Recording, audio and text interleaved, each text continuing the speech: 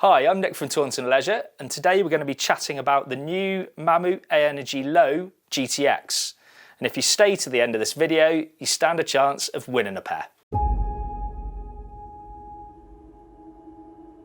Okay, so let's run through the tech specs of the Aenergy Low. So we're going to start from the top and work our way down. First thing to notice is it's got a nice flat lace system. Now I actually like flat laces because they stay tensioned, they don't slip like a round lace, and they don't come undone all the time. I find round laces, they do undo themselves after an hour or so's worth of walking. So I quite like that.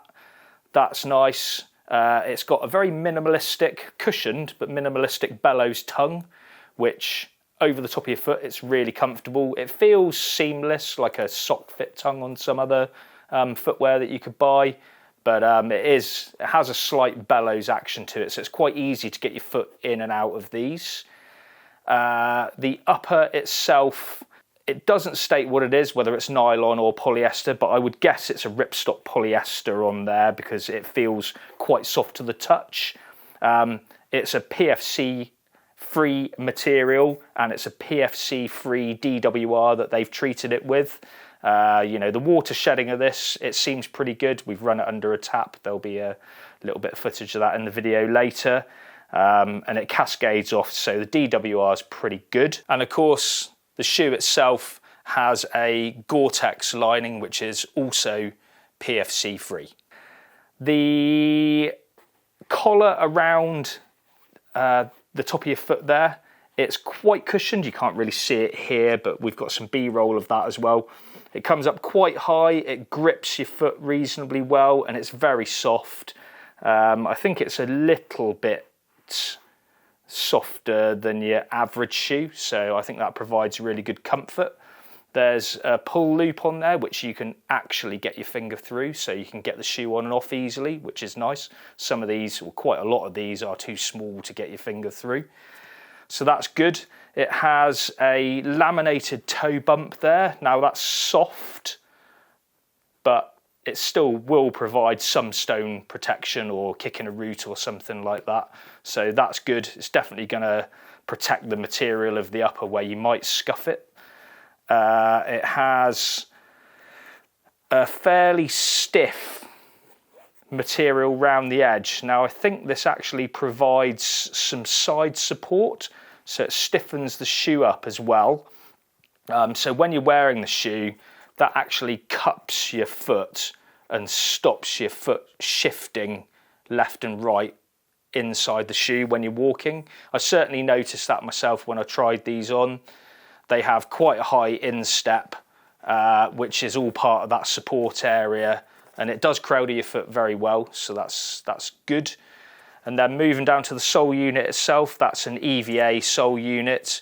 It's got a 35mm stack height, which is pretty deep, deeper than most of the trail running shoes that we sell, and it has an 8mm drop from heel to toe, so that provides a really quite good rock and toe off when you're walking, so it propels you forward really nicely.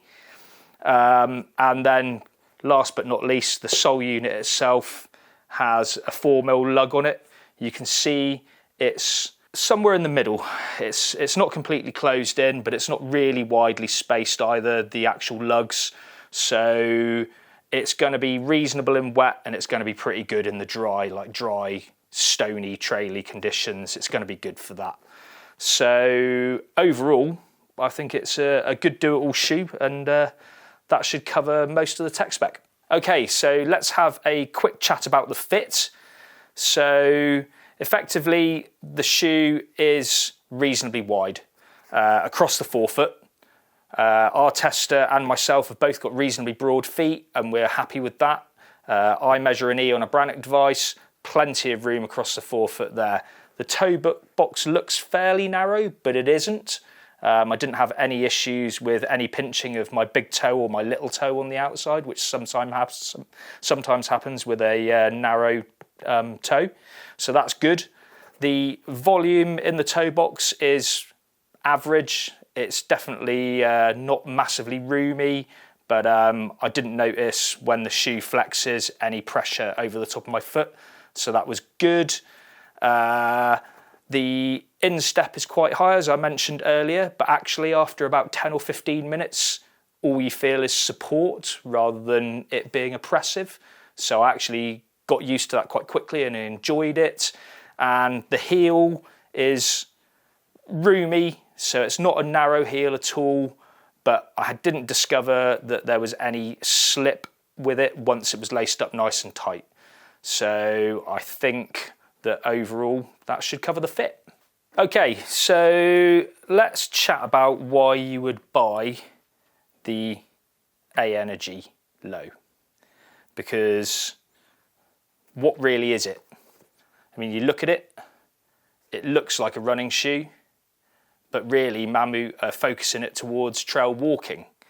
So I think we'll try and just explain what they've done really, and we're going to use the Mercury Low, which is one of their other classic trail walking shoes, which we've sold for many years in the store, as a little bit of a comparison piece.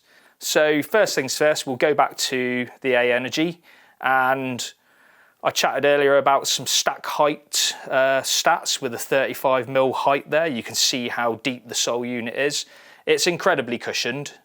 So if you really feel sometimes you buy a shoe or you buy a boot and they can feel quite hard underfoot. It's not going to happen with that, because basically you're using running shoe technology with this. So that's one big difference, or something that they've brought to this item. Compared to the Mercury Low, it definitely feels more cushioned. It's quite a bit lighter. If you compare the two in my size in a UK 10, the Mercury Low weighs 511 grams and the Aenergy Low weighs 411. So it's 100 grams difference, which is 20%, which is quite a big difference, and that actually is fairly noticeable. So I like it for that reason as well. It feels, they're focusing it towards being fast and light, and it does feel a bit faster and lighter, because it is. They've kept some stiffness and support in this shoe, so the flexibility across the sole unit itself, there's not a huge amount. You compare it to the Nova and it's actually pretty similar as well. So that provides quite a lot of support for your foot when you're contouring, walking on an angle, which is good. I like that as well. They've put a massive rocker on it, so that's quite a big difference. We did a little video earlier. It's difficult for me to show it on here, but you can see literally how much more rocker this shoe's got. So as you're walking, it just feels like it's propelling you forwards, which is great. That also gives you more feeling of freedom or moving faster. It just feels really mobile as well. And I think it's just a little bit more modern. The upper, definitely quite a bit more breathable as well, because it hasn't got leather on like the Mercury. So in the summer, even though it's got a Gore-Tex lining inside, it's going to be cooler on your foot as well. So overall, I think they've done a really good job.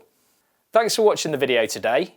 If you'd like the chance to win a pair of the Mammut Aenergy Low GTX, then all you need to do is subscribe to our channel and then comment below where you'd use them if you actually win them.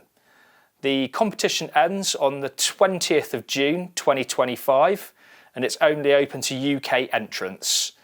There'll be more info in the description, so get subscribing.